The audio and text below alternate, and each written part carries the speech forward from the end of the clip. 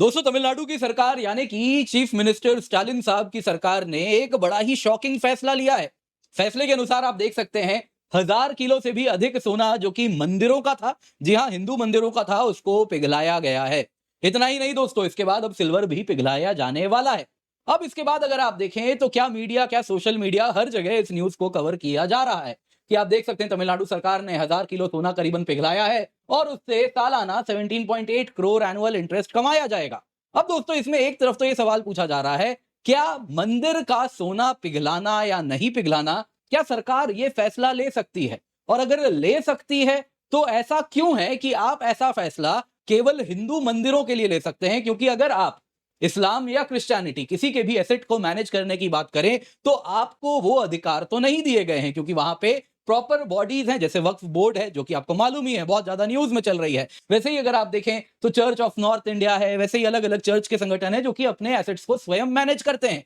तो ये एक प्रकार का डिस्क्रिमिनेशन है जो हो रहा है। और अगर ऐसा हो रहा है तो सोशल मीडिया में मांग उठ रही है कि अब समय आ गया है जब एक हिंदुओं के लिए भी उसी प्रकार का सनातन बोर्ड होना चाहिए। आखिर ऐसा क्यों? क्योंकि बाकी सारे मजहब अपने एसेट्स को मैनेज करने में सक्षम हैं, लेकिन फिर ऐसा क्यों कहा जाता है कि जो हिंदू बॉडीज हैं वो अपने एसेट्स को मैनेज नहीं कर सकते, वो मैनेज करने के लिए सरकार को दखल देना पड़ेगा? तो ऐसा क्यों कहा जा रहा है? दोस्तों, यहां पे बहुत सारी बातें हैं जिन पर इस न्यूज में हम चर्चा करने वाले हैं। सबसे पहले अगर आप देखें तो एक तरफ तो डिस्क्रिमिनेशन वाली बात है जो कि हम जहां पे देखेंगे ही देखेंगे। इसके सिवा यहां पे सरकार, जब तमिलनाडु सरकार जब गोल्ड पिघला रही है तो उसके पीछे वो कुछ दलील भी दे रहे हैं। तो उन दलील में वो क्या कहना चाह रहे हैं, उसके पीछे क्या विजडम है, कौन बेनिफिशियरी होगा, ये जो 17.8 करोड़ इंटरेस्ट इनकम आएगा वो किसके पास जाएगा, साथ ही साथ इस पूरे प्रक्रिया में क्या ओवरसाइट रखा गया, उस पर भी चर्चा करेंगे।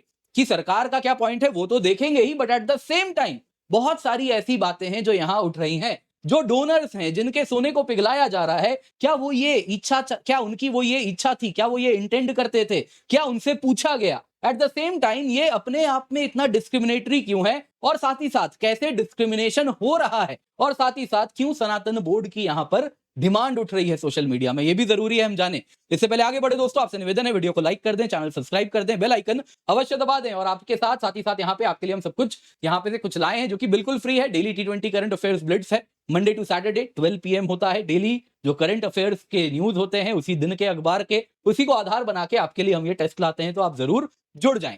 सबसे पहले जरा देखते हैं आखिरकार यहाँ पर हुआ क्या है।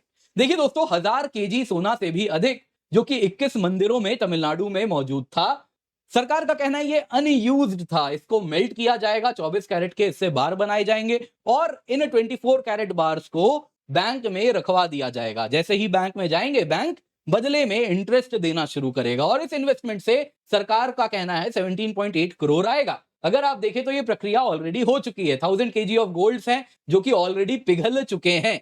यहाँ पे दोस्तों सबसे ज्यादा जिस मंदिर ने सोना दिया वो यहाँ पे तिरुचिरापल्ली में ये मंदिर है जो आप यहाँ पे देख रहे हैं। ये है भगवान अरुलमिगु मरियामन टेम्पल जो कि समयपुरम में है। इस मंदिर से अकेले 424.26 kg ऑफ गोल्ड दिया गया था पिघलाने के लिए। गवर्नमेंट का कहना है दोस्तों इसके बाद अब सिल्वर आइटम्स को भी पिघलाया जाएगा और इन मंदिरों में जो सिल्वर आइटम्स हैं जो कि उनका कहना है अनयूज्ड सिल्वर आइटम है वो within the temple premises पिघलाए जाएंगे। प्राइवेट फर्म्स को यहां पे हायर किया जाएगा पिघलाने के लिए, लेकिन हाँ ओवरसाइट रखी जाएगी पिघलाते समय। अब इसके साथ अगर आप देखें तो तमिलनाडु सरकार का क्या कहना है इस पूरे मुद्दे पे। अगर आप देखें सबसे पहले ये फैसला किसने लिया है, देखिए ये फैसला सरकार का है। तमिलनाडु सरकार में एक डिपार्टमेंट है जिसका नाम है Hindu religious charitable endowment department. आप देख सकते हैं दोस्तों ये मंत्री हैं श्री PK सेकर बाबू जी, जो कि आप देख सकते हैं मिनिस्टर हैं Hindu religious and charitable endowments Tamil Nadu के, और इनके ही डिपार्टमेंट ने ये फैसला लिया है। ये इनिशिएटिव का कहना है सरकार का कि जो अनयूज्ड ज्वेलरी थे जो कि डिवोटीज ने ऑफर किए, जो कि टेंपल वॉल्ट्स में पड़े थे लेकिन अनयूज्ड थे, उन्हीं को हमने यहां पिघलाया है। तमिलनाडु सरकार कह रही है इससे जो इंटरेस्ट आएगा वो उसी मंदिर को दिया जाएगा। जिस मंदिर ने जितना सोना दिया उसी रेशियो में इंटरेस्ट जो इनकम आएगी उसी रेशियो में बांट दी जाएगी मंदिर को। और उसके बाद अगर आप देखें तो मंदिर फिर उसको अपने अलग अलग पर्पसेस के लिए यूज कर सकती है। अब इसमें अगर आप देखें तो ओवरसाइट क्या रखा गया, तो पैनल बैठाया गया था जिसमें अगर आप देखें तो रिटायर्ड जजेस अपॉइंट किए गए थे। एक कमिटी बनी थी, रीजनल कमिटी थी जो कि ट्रांसपेरेंसी सरकार का कहना है रखी गई, जिसके द्वारा ये पूरे प्रोसेस को मॉनिटर किए। और इन्होंने ही देखा कि कौन सी ज्वेलरी यूजेबल है, कौन सी अनयूज्ड है, अनयूज्ड वाले को ही पिघलाया गया। और इस गोल्ड का इस्तेमाल अगर आप देखें तो मंदिर के लिए ही किया जाएगा। अब इसमें अगर आप देखें तो वो सोना जो कि किसी राजा ने, जमींदार ने, ट्रस्टी ने दिया था, उसको नहीं पिघलाया गया, या फिर वो सोना जो उनको लगता है एंटीक है वो नहीं पिघलाया गया। तो इस पूरे प्रोसेस को रिकॉर्ड भी किया गया, जब भी सोना कौन कौन सा पिघलने दिया गया, उसकी कैसे मेल्टिंग हुई, उनका कहना है सब कुछ रिकॉर्डिंग यहां पर हुई है।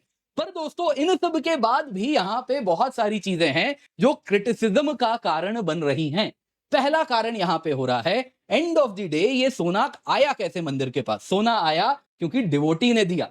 डिवोटी ने किस पर्पस से दिया? एक स्पिरिचुअल इंटेंट था, मेरी मनोकामना पूरी हुई तो मैंने भगवान को जो भी मेरी आर्थिक क्षमता थी उसके अनुसार जो दे सकता है, जो व्यक्ति, किसी ने मुकुट दिया, किसी ने कंगन दिया, किसी ने कुंडल दिया, किसी की आर्थिक क्षमता ठीक नहीं थी या जैसी भी उसकी आर्थिक क्षमता थी उसके अनुसार उसने हो सकता है बिल्कुल छोटा सा सोना का कुछ दे दिया हो ऑर्नामेंट। अब दोस्तों सरकार कहती है ये छोटा सा जो ऑर्नामेंट है ये अनयूज्ड है तो इसलिए इसको पिघला दिया जाएगा। तो क्या इस पर्पस से उस डिवोटी ने वो सोना दिया था? वो डिवोटी ने दिया था कि एक समय आएगा जब मेरे दिया हुआ ये जो ऑर्नामेंट है भगवान उसको पहनेंगे और माना जाएगा कि इस दिन मेरी मनोकामना पूरी हो रही है। तो क्या वो फीलिंग को, जो एक स्पिरिचुअल फीलिंग है जो भगवान को उसके भक्त से जोड़ती है, क्या उसका कहीं ना कहीं यहां पे एक तरीके से आप देखें तो डिसरिस्पेक्ट नहीं किया जा रहा? यहां पे दोस्तों सबसे बड़ी बात यह बताई जा रही है कि आपने जब सोने को पिघलाना शुरू किया तो आपने हिंदू कम्युनिटी से डायलॉग क्यों नहीं किया? क्या आपने किसी भी डिसीजन मेकिंग में प्रिंसिपल ऑफ इन्फॉर्म्ड कंसेंट होता है कि हां आपने सोना दिया था, आपके फोरफादर ने सोना दिया था तो, या आपने ही दिया था तो इसको अब हम पिघला रहे हैं, क्या आप चाहेंगे ये करना? क्या आप ये अलाउ करना चाहेंगे? आपने तो ये पूछा भी नहीं, ना ही आपने समाज, हिंदू कम्युनिटी से किसी से पूछा, तो आप ये कैसे कर सकते हैं? दूसरा यहां पे सरकार, अथॉरिटी एंड डिसीजन मेकिंग, किसने ये फैसला लिया? Hindu religious and charitable endowments department ने लिया, जो कि सरकारी संस्था है। एक सरकारी संस्था बताएगी कौन सा सोना यूज्ड है, कौन सा अनयूज्ड है, कौन सी डीटी के लिए अनफिट है और कौन सा फिट है। तो दोस्तों ये कहीं ना कहीं बोला जा रहा है कि इस पूरे मामले में टेंपल ट्रस्ट, प्रीस्ट, डिवोटीज, इन सब से कहीं भी नहीं पूछा गया, पूरा फैसला ब्यूरोक्रेसी ले रही है। तो एक प्रकार से ये तो यही बात हुई कि आप सनातन धर्म में इनक्रोच कर रहे हैं, उसके ऊपर कहीं ना कहीं आप अपने डिसीजन को थोप रहे हैं। तो ये एक प्रकार से डिसरिस्पेक्ट बताया जा रहा है। तीसरा, कल्चरल एंड हिस्टोरिकल वैल्यू। कुछ गोल्ड दोस्तों हो सकता है टूट गया है, हो सकता है बड़ा छोटा हो, लेकिन वो भी हिस्टोरिकल, आर्टिस्टिक, कल्चरल सिग्निफिकेंस का एक ना एक गवाह है। उस समय का सोना है, उस वक्त कैसी भारत में जो स्वर्ण सोने का जो काम किया करते थे, वो क्राफ्टमैनशिप कैसी थी, वो उसका प्रतीक है। आप कहीं ना कहीं उस पास्ट जनरेशन के ये जो पूरा का पूरा कनेक्शन है मंदिर से, आप उसको मिटा दे रहे हैं। आप जो टेंजिबल लिंक है मंदिर का उस इलाके से, जो आज नहीं दशकों पुराना है, कुछ मंदिरों में तो भारत के दक्षिण में वो हजारों साल पुराना है, आप उसको पिघला दे रहे हैं। तो यहां पे दोस्तों गोल्ड वो प्रूफ है उसके इतिहास का, आप उसको यहां पे खत्म कर रहे हैं। तो दोस्तों यहां पे सवाल पूछा जा रहा है, क्या ये जो फाइनेंशियल बेनिफिट हो रहा है गोल्ड को पिघला के इंटरेस्ट पाने से, क्या वो ये कल्चरल हेरिटेज के नुकसान की भरपाई कर सकता है? पर दोस्तों सबसे बड़ा सवाल यहां क्या पूछा जा रहा है? सबसे बड़ा सवाल है कि ये तो हिंदूज के खिलाफ डिस्क्रिमिनेशन है। स्टेट की अथॉरिटी है कि वो चाहे तो हिंदू के मंदिर के सोने को पिघला दे।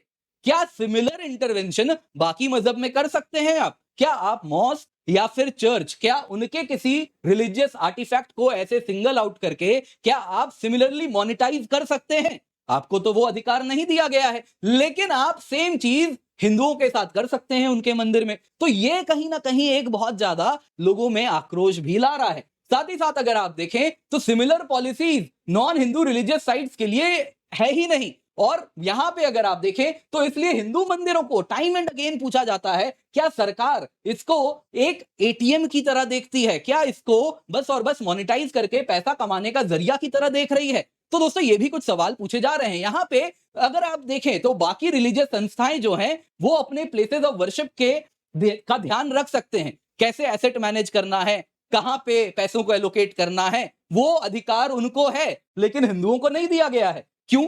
क्या हिंदू अपने रिलीजियस प्लेस को स्वयं मैनेज नहीं कर सकते, लेकिन बाकी धर्म के लोग कर सकते हैं? तो ये डिस्क्रिमिनेटरी नहीं है तो क्या है? यहां पे सवाल पूछा जा रहा है, ये जो HR एंड CE ये जो सिस्टम है, जो कि अगर आप देखें तो Hindu religious and charitable endowment department है। ये आज के समय की तो है नहीं, ये अंग्रेजों की समय की है, और आज भी आप उसी तरीके से काम कर रहे हैं जैसे उस समय में काम करते थे। तो एचआरएंडसीई सिस्टम कॉलोनियल एरा की पॉलिसी थी। अंग्रेजों के समय में हिंदू टेंपल्स को रेगुलेट किया जा रहा था ताकि उनके वास्ट रिसोर्सेज को आप कंट्रोल कर सकें।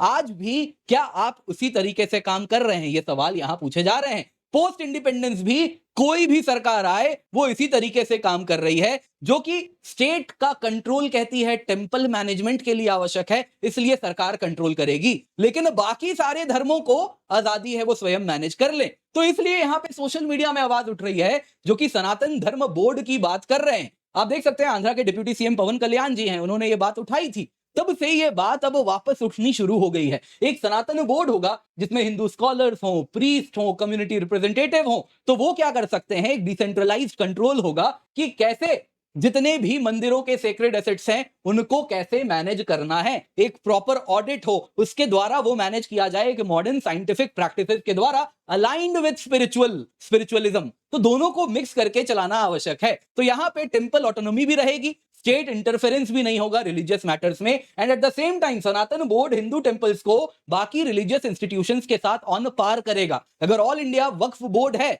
वैसे ही क्रिश्चियंस के लिए बॉडी है, वैसे ही सिख्स के लिए भी भारत में बॉडी है, तो सेम बॉडी अगर हिंदूज के लिए भी आएगी तो ये इक्वालिटी होगी। तो इसलिए ये डिमांड उठाई जा रही है, ये इक्वल ट्रीटमेंट होगा हिंदू रिलीजियस एसेट्स का, जो कि अगर आप देखें तो बाकी फेथ के एसेट के साथ भी समान व्यवहार किया जाएगा।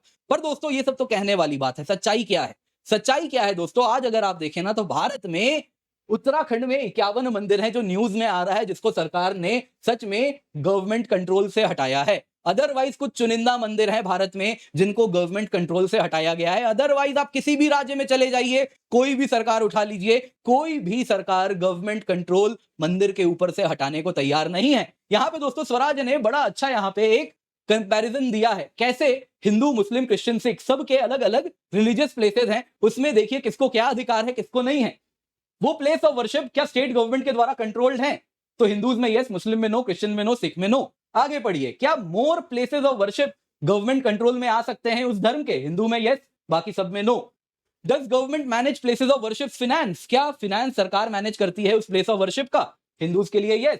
क्या गवर्नमेंट मैनेज करती है प्लेस ऑफ वर्शिप का administration including religious ritual? Hindus के लिए यस, बाकी सब के लिए नो। क्या गवर्नमेंट डिस्पोज या सेल कर सकती है प्लेस ऑफ वर्शिप के एसेट को? हिंदूज के लिए यस, बाकी सब के लिए no. Is place of worship income taxed? अब दोस्तों यहां पे अगर आप देखें तो हिंदूज के लिए यस, बाकी सब में नो। अगेन इसमें एक स्टार मार्क्ड भी है जो कि अंडर सर्टेन कंडीशंस बताया जा रहा है। इसके आगे अब दोस्तों ये क्या है, जे साई दीपक जी के द्वारा कंपाइल्ड है, उनके पॉडकास्ट में आया था जो स्वराज ने कहा है, तो वकील वाली बात है, तो उसमें कुछ यहाँ पे स्टार मार्क लगाया गया है। Can government use place of worship income for other purposes? आप देख सकते हैं एक ही जगह पे यस है। क्या प्रैक्टिशनर्स को अधिकार है प्लेस ऑफ वर्शिप के अफेयर्स के मैनेजमेंट के बारे में सवाल पूछने का? यहां पे नहीं, बाकी सब में यस।